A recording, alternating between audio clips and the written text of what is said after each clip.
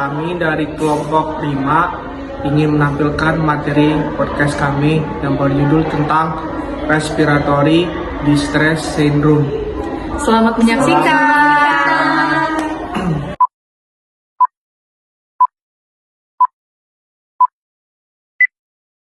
Halo guys, selamat datang di podcast Respiratory Distress Syndrome atau RDS. Di episode kali ini kita akan membahas salah satu kondisi bayi baru lahir yaitu Respiratory Distress Syndrome atau RDS. Kondisi ini juga sering disebut sebagai gangguan pernapasan akibat kurangnya surfaktan pada paru-paru bayi. Sebelumnya, perkenalkan saya Desti Marcelia sebagai host dan di samping saya ada kakak Ade.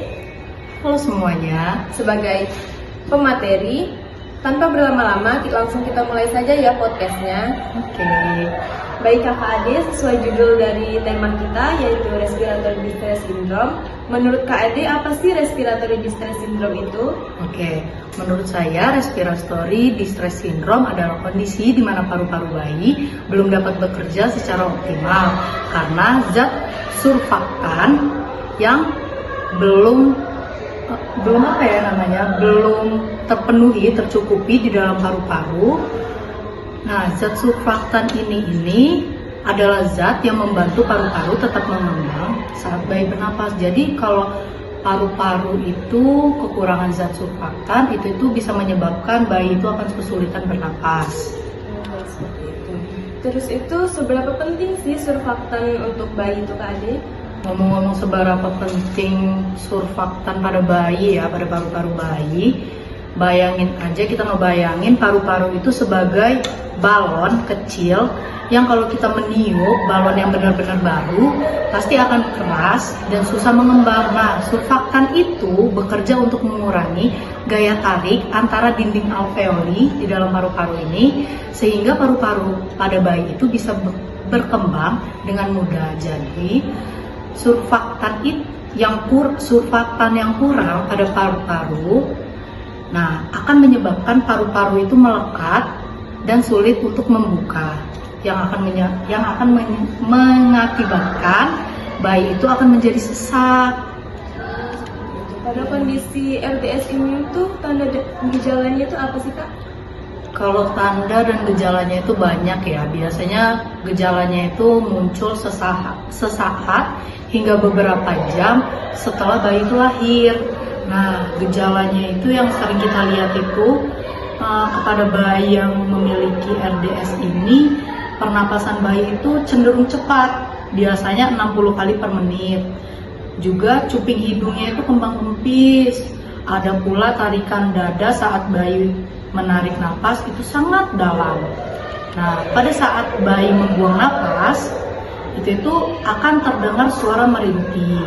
Juga dalam kondisi RDS ini, bayi ini kan akan kesulitan untuk bernapas dan akan mengakibatkan kurangnya oksigen dong pasti, benar kan?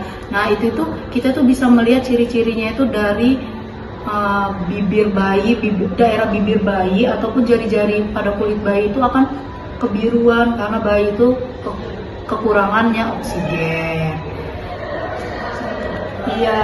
Kira-kira RDS ini paling sering terjadi pada kondisi bayi seperti apa sih Kak? Bayi yang biasanya itu lahir dari ibu yang mengalami diabetes. Juga yang paling faktor utamanya itu sering kita temuin itu bayi yang lahir secara prematur.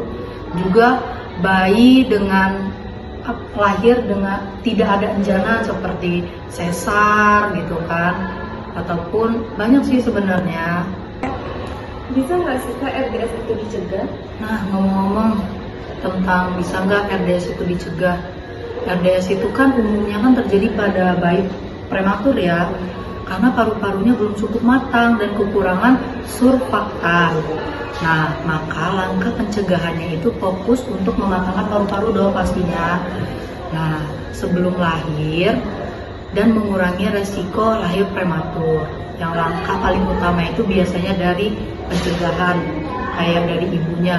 Jangan sampai melahirkan secara prematur, dari ibunya harus menjaga kondisi janinnya. Terus juga perawatan antrenal yang baik, juga ada pemberian kortikosteroid antrenal. Kayaknya kayak gitu deh, setahu aku. Bagaimana sih Kak cara penanganannya itu? Nah, ini berhubungan dari pertanyaan yang tadi ya, sekalian aja kita jawabnya. Jadi penanganannya itu, RDS itu biasanya dilakukan di ruang NICU. Nah, karena berhubungan dengan RDS pasti berhubungan dengan oksigen dong, karena kan paru-paru bayi kan bermasalah kan. Nah, yang pertama itu yang pastinya harus kita oksigen, tambahan oksigen untuk membantu pernapasan pada bayi. Nah, yang kedua itu pasti harus dilakukan atau dikasih alat CPAP. Itu tuh alat yang membantu paru-paru tetap akan mengembang pada bayi. Lalu ada pemberian surfaktan dari luar melalui pipa-pipa kecil ke paru-paru bayi. Bila perlu, bayi menggunakan ventilator atau alat bantu napas juga. Dengan penanganan yang cepat sebenarnya ya, kondisi bayi itu dapat membaik secara signifikan. Mungkin segitu. Segitu aja cukup. Ya, cukup. Baik, jadi kesimpulan dari podcast kali ini, respiratory distress syndrome itu adalah gangguan pernafasan pada bayi yang baru lahir yang disebabkan oleh kurangnya surfaktan pada paru-paru bayi. Kondisi ini serius tetapi dapat ditangani dengan oksigen, CPAP, serta pemberian surfaktan di rumah sakit yang memiliki fasilitas NICU. Deteksi cepat dan penanganan tepat sangat menentukan kondisi bayi. Oke guys, sekian episode kali ini. Sampai bertemu di episode selanjutnya ya. Bye-bye.